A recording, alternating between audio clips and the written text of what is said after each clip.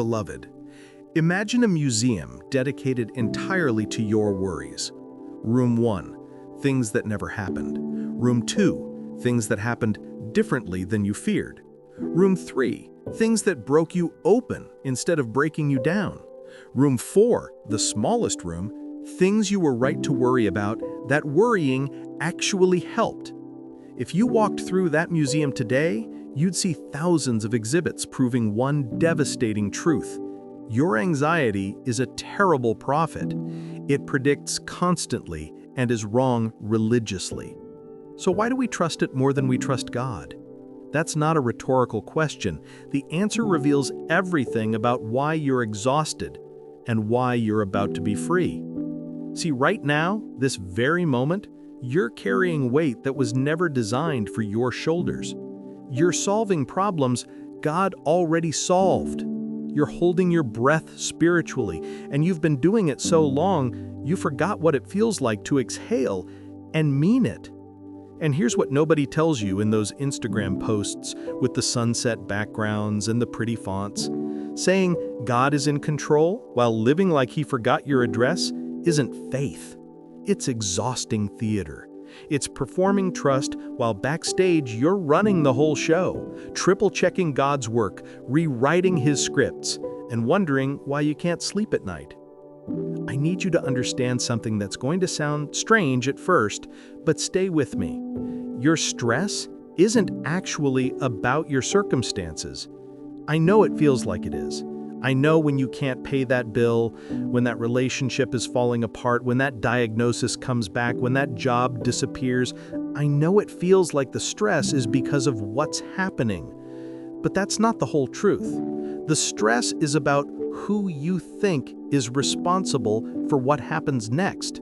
And somewhere along the way, you decided that person is you. You've been performing a job you were never hired for. You weren't trained for it, you're not equipped for it, and the job description is literally impossible for a human being to fulfill.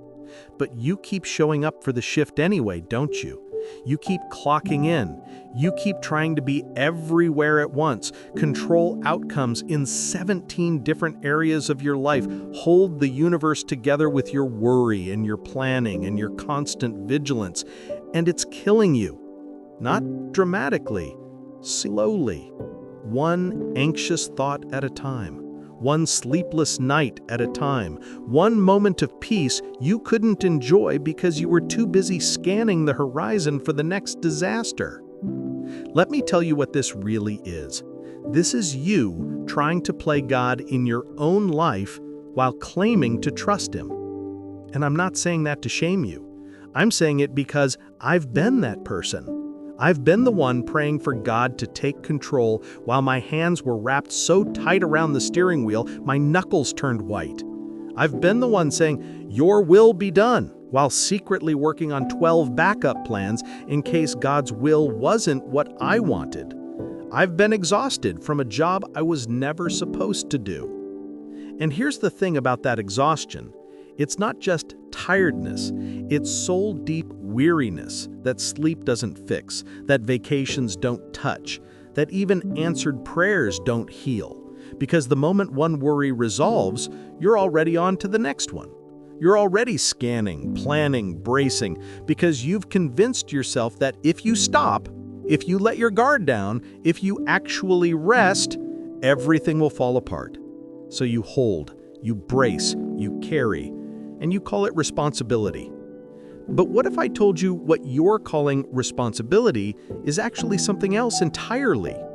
What if the exhaustion you feel isn't from your circumstances at all, but from trying to do God's job for him? What if your stress is less about what's happening in your life and more about your refusal to accept who's actually running it? See, we've spiritualized anxiety in a way that makes it almost impossible to let go. We call it being prepared. We call it being responsible. We call it wise stewardship. And sometimes it is those things, but most of the time, it's fear dressed up in Sunday clothes. It's control wearing a mask of diligence. It's you trying to sovereign over your own life because deep down, somewhere you might not even want to admit, you don't actually believe God's got this. Not really. Not practically. Not in the details that keep you up at night. You believe God can handle things, sure, theoretically, in general, in the big cosmic sense. But this specific thing, this particular crisis, this unique situation that nobody understands, you're not so sure about that one.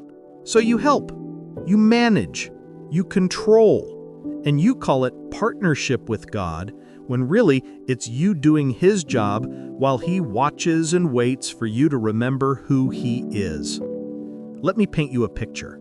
Imagine a 5-year-old child in the back seat of a car. The parent is driving, experienced, capable, fully in control. But this child, this precious child, has grabbed onto an invisible steering wheel. And they're turning it frantically, left and right, convinced that they're the one driving. Convinced that if they stop, if they let go, the car will crash. Their little hands are sweaty, their heart is racing, they're exhausted from this imaginary job. And the whole time, the parent up front is actually driving, safely, skillfully, getting them exactly where they need to go. That's us. That's me and you. We're in the back seat, pantomiming control, wearing ourselves out while God navigates. And the tragedy isn't that we can't drive. The tragedy is that we were never meant to. We were never in the driver's seat to begin with. But we've been so convinced that we're the ones steering, that our effort is what's keeping everything on the road, that we can't let go long enough to notice who's actually driving. And I know what you're thinking. You're thinking, but I have to do something. I can't just sit back and do nothing. That's irresponsible. That's naive. That's not how life works. And you're right, sort of. You do have to do something. But here's what you need to understand. There's a massive difference between doing your part and doing God's part. There's a difference between stewardship and sovereignty. And most of us are so blurred on that line that we've taken on responsibilities that were never ours to carry. Stewardship is what God asks of you. It's managing what's in your hands. It's the actions you can take, the decisions you can make, the work you can do. It's planting seeds, not making them grow. It's applying for the job, not controlling whether you get it. It's having the hard conversation, not determining how the other person responds. It's showing up, doing your best, being faithful with what's yours. That's stewardship. And that's exhausting enough on its own without adding the other part.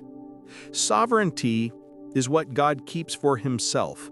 It's determining outcomes. It's holding universes together. It's knowing what's coming before it arrives. It's orchestrating a billion details you can't even see, let alone manage. It's making beauty out of ashes, turning tragedies into testimonies, working all things together for good. That's sovereignty. And that was never your job. But somewhere along the way, you picked up both. You said, okay, God, I'll steward my part, and then you quietly added, but I'll also sovereign over it, just to be safe. And now you're doing 2 full-time jobs. One you were designed for, one you absolutely were not, and the one you weren't designed for is the one that's crushing you. Let me tell you about a farmer who couldn't sleep. He planted seeds in good soil, at the right time, did everything right. But then he couldn't rest. He kept going out to the field at night with a lantern, digging up the seeds to check on them. Are they growing? Are they okay? Maybe they need to be deeper. Maybe they need to be moved. He'd rebury them, adjust them, lie awake imagining all the ways they might fail. And you know what happened? The crops didn't fail because of weather or pests or bad soil. They failed because he couldn't let them grow in the dark. Because he couldn't trust the process that required his absence. Because he tried to do in the visible what can only happen in the invisible. How many seeds have you dug up? How many prayers have you prayed and then immediately started helping God answer? How many times have you planted something good, a decision, a hope, a surrender, and then couldn't leave it alone, couldn't let it grow in the dark, couldn't trust that something sacred happens in the waiting, in the silence, in the moments when you're not watching. Because here's what we don't want to admit. Growth happens when you're not looking. Roots form in darkness. Transformation occurs in the places you can't see or control or manage. And that terrifies us. Because if we can't see it, we can't control it. And if we can't control it, we don't feel safe. So we dig, we check, we worry, and we call it staying involved when really it's us refusing to trust that God knows how to grow what we've planted. The soil of faith requires darkness, silence, and your absence. Not your neglect, your absence. There's a difference. Neglect is ignoring what's yours to steward. Absence is releasing what's God's to sovereign. And we've confused the two so badly that we think rest is irresponsible. We think trust is naive. We think that if we're not anxious, we're not paying attention. But what if the opposite is true? What if your anxiety is proof you're not paying attention, not to what matters, but to who's actually in charge? What if every moment you spend worrying is a moment you spend believing the worst version of the future more than you believe God? What if stress isn't a circumstantial problem at all, but a theological one? Because here's what I've learned, and it's taken me years to see this clearly. Stress is worship, not intentionally, but functionally. Whatever you stress over, you're bowing to, you're devoting energy to, you're placing faith in. When you worry, you're praying to the God of what if. You're putting your confidence in disaster. You're believing in the power of the worst-case scenario more than you believe in the power of God. And that's not neutrality, that's allegiance. You can't serve two masters. You can't trust God and also trust your worry. One of them is lying to you, and every single day you get to decide which one you're going to believe. Are you going to believe the voice that says it's all going to fall apart unless you hold it together? Or are you going to believe the voice that says, I've got you, I've got this, I've never dropped you before, and I'm not starting now? Now let me be really clear about something, because this is where people get confused and think that trusting God means doing nothing. That's not what I'm saying. God's sovereignty doesn't eliminate your agency. It doesn't make you a puppet. It doesn't mean you sit on the couch eating chips, waiting for miracles to fall from the ceiling. No, you're not a puppet, you're a partner. But partners trust each other's roles. A surgeon doesn't do the anesthesiologist's job in the middle of an operation. They each have their part, and the surgery only works when everyone stays in their lane. You have a lane. You have work to do. You have decisions to make, actions to take, effort to give. Your job is not optional. But your job is also not God's job. And the peace you're looking for, the relief you're desperate for, it's not on the other side of you doing more. It's on the other side of you doing yours and releasing His. So here's the paradox that will set you free, if you let it. You have to care deeply and hold loosely. You have to give your best effort and release the outcome. You have to be fully engaged and completely surrendered at the same time. I know that sounds like a contradiction, but it's actually the rhythm of faith. It's planting with intention and trusting the harvest to God. It's having the conversation and releasing the response. It's doing the work and letting go of the result. Most of us are living in exhausting contradiction. We're frantically acting, but calling it faith. We're controlling, but calling it stewardship. We're anxious, but calling it responsible. And it's costing us everything. It's costing us rest, peace, our health, our relationships, our ability to be present in this moment because we're so worried about the next one. Write it down if you need to. Look at the price tag, because I promise you, it's not worth it. The illusion of control is never worth what you're paying for it. And here's the part that's going to sound almost too good to be true, but I need you to hear it. The relief you're looking for is already happening. God isn't waiting for you to finally let go so he can start working. He's been working the whole time. He's been holding everything together while you've been trying to help him. He's been sovereign while you've been scrambling. He's been in control, not theoretically, not eventually, but right now. In the mess, in the waiting, in the confusion, in the parts that make no sense to you. He's there. He's working. He's in control. Your stress doesn't expedite his plan. It just blinds you to it. Your worry doesn't help him remember you. It just makes it harder for you to see what he's already doing. And the peace you think is somewhere in the future waiting for you on the other side of resolved circumstances, that peace is available right now. Not because everything is fixed, but because he's holding everything, including you. Now let me give you something practical, because belief without practice is just pretty ideas that don't change anything. Here's what I want you to do. Set a recurring alarm on your phone. Every 2-3 hours, whatever works for you.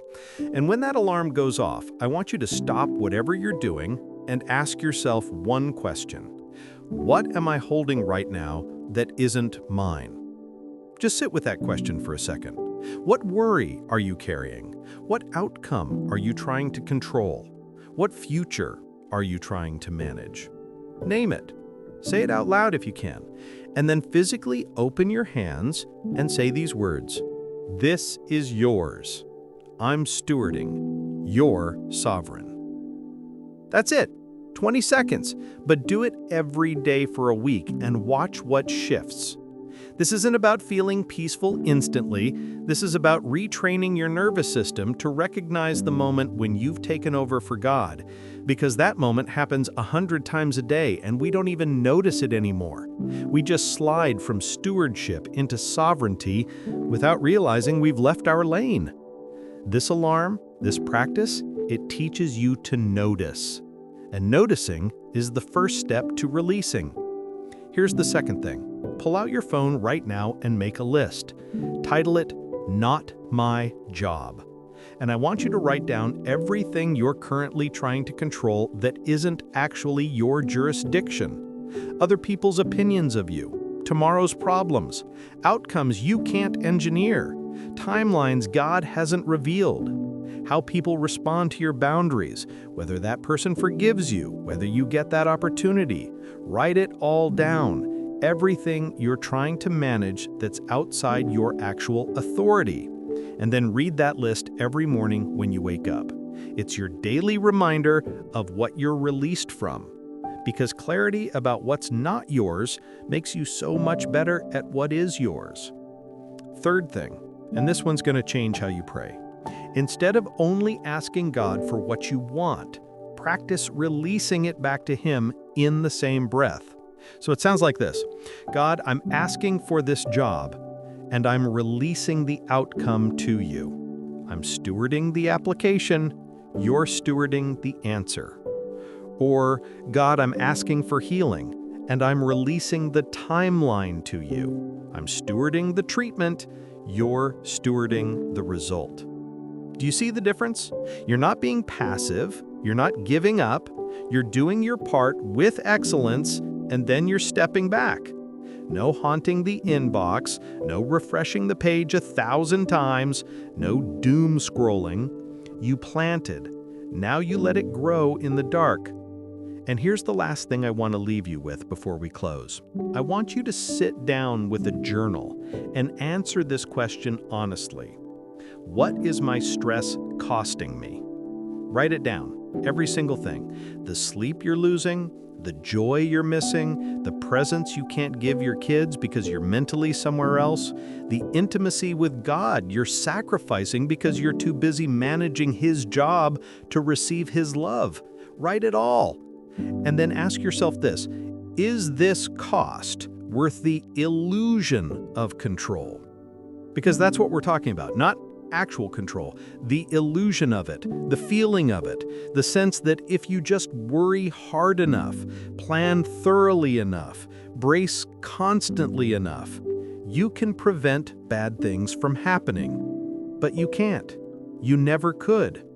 And the price you're paying for that illusion is destroying you. So here's where we are. You came into this video exhausted, white-knuckling a steering wheel that's attached to nothing, trying to hold a world that was never yours to carry, playing God while pretending to trust Him. And now you know the truth. Now you see it. Your stress isn't circumstantial. It's theological. It's not about what's happening to you. It's about who you think is responsible for what happens next. And you've been carrying a job that was never yours. God is not anxious. Think about that for a second. God is not pacing. God is not scrambling. God is not surprised by your circumstances or confused by your timeline or panicking about your future. He is steady. He is sovereign. He is currently, not hypothetically, not eventually, but right now, in this breath, in this mess, in this moment, in control. And that includes you. That includes your situation. That includes the thing you're worried about right now that feels too big, too complicated, too broken for even God to handle. He's holding it. He's holding you. And He hasn't dropped either one. So exhale.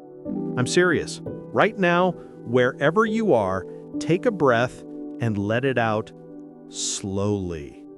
Not because you've given up, not because you're being irresponsible, but because He never gave up. Because He's never been irresponsible with you. Because you are not the one holding this together. You never were. And that is not failure. That is freedom. You are stewarding. He is sovereign. And beloved, that is enough. That is more than enough. You don't have to be God. You don't have to play God. You don't have to perform omnipresence or omniscience or omnipotence. You just have to do your part faithfully, excellently, wholeheartedly, and then release the rest. Plant the seed, water it, then walk away and let God grow it in the dark. Pray the prayer. Take the action, then trust Him with what happens next. Do your job and let Him do His. The museum of your anxiety has thousands of rooms filled with disasters that never happened, worries that proved false, fears that had no power except what you gave them. And the smallest room in that museum, the one you barely visit, is the room that holds the truth. You've been holed this whole time. Through every storm you were sure would drown you, through every valley you thought you'd never leave, through every loss that felt like the end, you were held. You are held. You will be held. Not by your effort, not by your control, not by your ability to predict and prevent and protect, but Him, only Him, always Him. If this landed for you today, if something shifted in your chest, if you recognized yourself in that back seat with the invisible steering wheel, I want to hear from you. Drop a comment below and tell me, what are you releasing today? What are you handing back to God? What weight are you finally putting down? I'll be reading every single comment and I'll be praying over every name I see because you're not alone in this. You were never meant to carry it alone, and there's a whole community of people here learning to exhale together. And if this video gave you permission to finally breathe, if it helped you see the difference between your job and God's job, do me a favor, hit that like button so more people who are holding their breath can find this message. Subscribe to this channel if you want more honest, no-fluff faith that actually helps you live like God's really in control. Because that's what we're doing here. We're learning to rest in the middle of the chaos. We're learning to trust when nothing makes sense. We're learning to hold loosely what we used to grip with white knuckles. So go in peace today. Not because everything in your life is resolved, not because all your questions are answered, not because your circumstances have changed, but because you're finally clear about who's actually running this show. And beloved, it's not you. It never was. And that is the best news you'll hear all week. God's got you. God's got this. And you can finally let go. Amen.